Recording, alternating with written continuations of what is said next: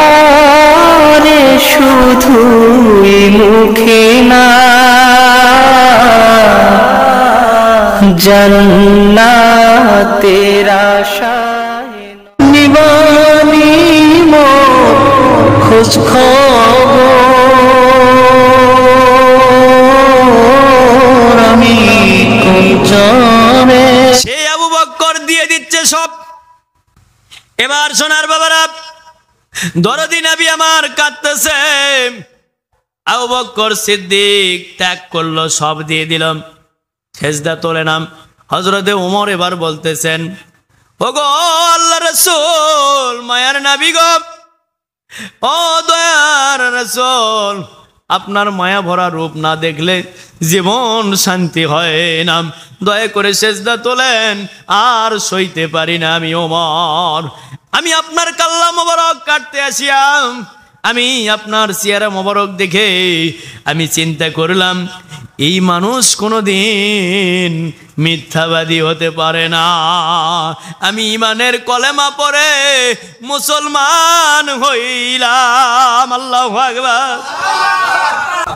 সোনার বাবারা, ওই দরদি নবী সেজদা তুলতেছে না।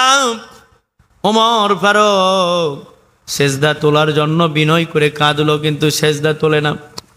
আমি ওমরের যত নেক আছে গো, আমি আমার সেই নেকগুলো আপনার কদমে দিয়ে দিলাম, সেজদা তোলেন গো দরদি নবী, সেজদা তোলেন, সেজদা তোলে না। ইয়া রাসূলুল্লাহ গো, নবী আমার সেজদা তোলে না।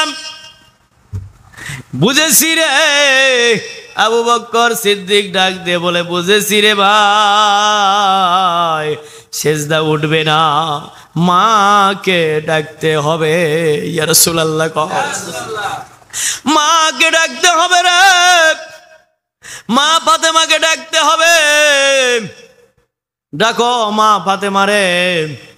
মা ফাতেমাকে ডাকা হলো।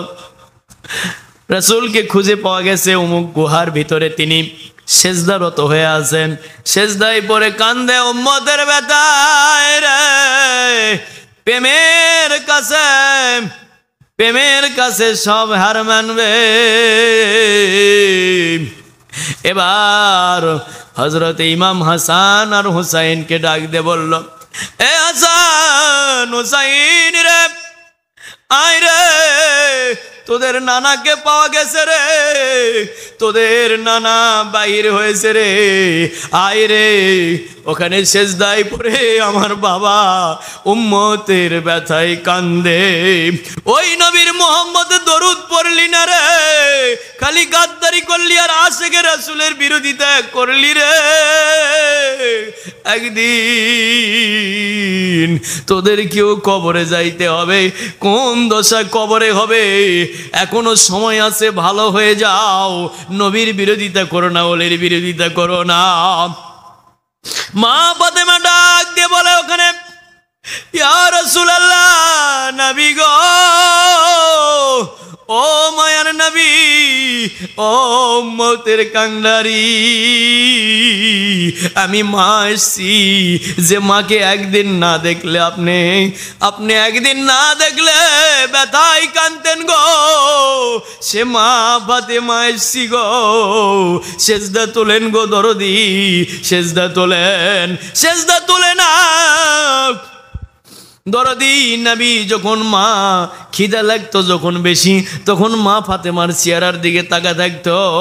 মারহাবা গো, ইয়া রাসূলুল্লাহ গো, মা রে, আপনারে দেখলে আমার খিদা নিবারণ হয়ে যায়, এজন্য আপনারে দেখতে আসি মা। আমি আজ 2 দিন হলো না খায় আসি মা। মা ডাক দিয়ে বলতেছি, বাবা গো, আমি যে আপনার সামনে যাব বাবা, আমার কাপড় নাই, একটা কাপড় আমি ভিজায়া লারা দিয়ে আমি ঘরের মধ্যে বসে আছি বাবা। কেমনে যাব আপনার কাছে সামনে দেখা করার জন্য বাবা রে? যাইতে পারতেছি না। আমার আল্লাহকে ডাক দিয়ে বলে, আল্লাহ তুমি বেদবি ধরো না রে, 12 হাত পাগড়ি কেন হলো রে? 12 হাত পাগড়ির রহস্য আছে। 12 হাত কেন হলো, 19 হাত কেন হলো, 7.5 হাত কেন হলো, এগুলো কেন হলো কারণ আছে না নাই? যুদ্ধের ময়দানে 7.5 হাত পাগড়ি, মহব্বতের কাজে 12 হাত 19 হাত পরে ঘুরতেছে, রাহবার হিসেবে দিনের কাজ করতেছে। যুদ্ধের ময়দানে পাগড়িটা 7.5 হাত দেওয়া হয়েছে। আল্লাহু আকবার কও। এ বাবা,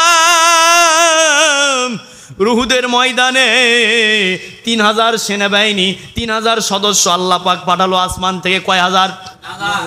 3000-এর মাথায় 7.5 হাত পাগড়ি ছিল, সবুজ কালার পাগড়ি। আল্লাহু আকবার। 7.5 হাত মাপের পাগড়ি ছিল প্রতিটা ফেরেশতার মাথায়। আমার নবী ডাক দে বলে, আদরের সাহাবীরা ঘাবড়ে যায় না, তোমাদের সঙ্গে আসমান থেকে বাহিনী নামতেছে সবুজ পাগড়ি পরিধান অবস্থায়। আল্লাহু আকবার গো। এ বাবা, আমার নবী আল্লাহকে বলে, আল্লাহ আমার পাগড়িটা আমি মা ফাতেমারে দিব রে। আমার মাকে যদি এক নজর না দেখি আমার পেটের ক্ষুধা নিবারণ হবে না। এই নবীর পক্ষে যাওয়ার দরকার আছে না নাই? এই নবীর পক্ষে যাইতে হবে, এই নবীকে ভালোবাসতে হবে, এই নবীকে মহব্বত করতে হবে, মায়া করতে হবে। এক জাররা পানিও যদি ওই নবীর মহব্বতে ফেলো রে, আল্লাহ পাক ওই এক জাররা পানির জন্য জীবনের সমস্ত গুনাহ মাফ করিয়ে দিয়ে রাখতে পারে। সুবহানাল্লাহ। ইয়া রাসূলুল্লাহ। ওই দরদি নবী আমার মাথার পাগড়ি খুললো, বলো বন্ধু আমি বেদবি ধরবো না, আমি ধরবো না, আপনি দেন। মাথার পাগড়ি খুলে মা ফাতেমারে দিল। মা ফাতেমা পাগড়ি পরে আমার নবীজির সামনে আসলো। পাগড়ি কি কাপড়? এটা যদি এটা মেলানো হয়, বড় না ছোট? এটা পরা যাবে শাড়ি হিসাবে, শাড়ির মতো পরা যাবে না? যাবে না। তাহলে 12 হাত শাড়ি বানাচ্ছে না বানায়নি? আজ এ জগতে 12 হাত শাড়ি আছে না নাই? 12 হাত শাড়ি কেন হলো রে? প্রতিটা কথার, প্রতিটা কাজের বাস্তবায়ন আসবে যদি আলোচনা ভালো করে করতে পারো, যদি ভালো করে মহব্বতের সাথে আদায় করতে পারো, ইতিহাস যদি ফলো করতে পারো, তাহলে প্রতিটা কথার রেজাল্ট আসবে, দুনিয়ার বুকেও বুঝ আসবে। মারহাবা গম। পাগড়ি পরে শাড়ির মতো করে পরে মা ফাতেমা বলে, মা জানলাই আসরে মা এই পাগড়ি পরিয়া আমি এক নজর তোমারে দেখি, তাহলে আমার খিদা নিবারণ হয়ে যাবে। মেয়ে কেমন হবে রে? মেয়েরা জান্নাত। যেমন বলা হয়েছে, একটা পরিবারে যদি একটা মেয়ে সন্তান জন্মগ্রহণ করে, আল্লাহর নবীজি বলেছে কয়টা জান্নাতের মালিক? কয়টা? ঠিকই তো দিচ্ছি।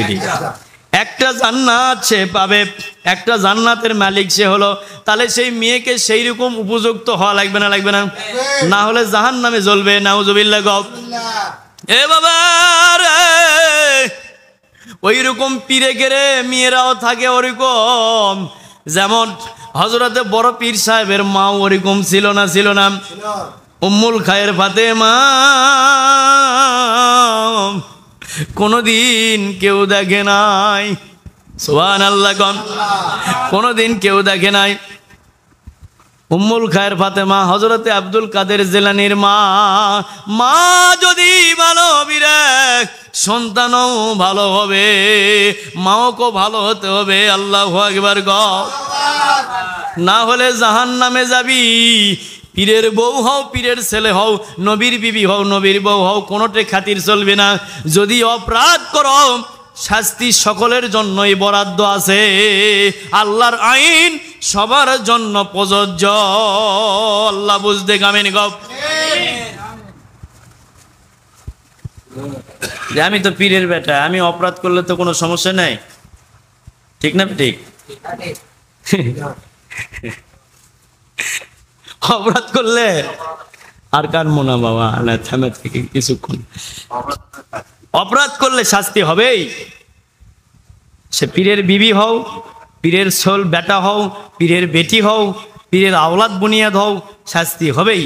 আর পীর যে নিয়মে চলতেছে সে নিয়মে যদি চলো তাহলে ওই পীর যেদিকে যাবে জান্নাতে, তোমরাও যাবেন জান্নাতে। সুবহানাল্লাহ।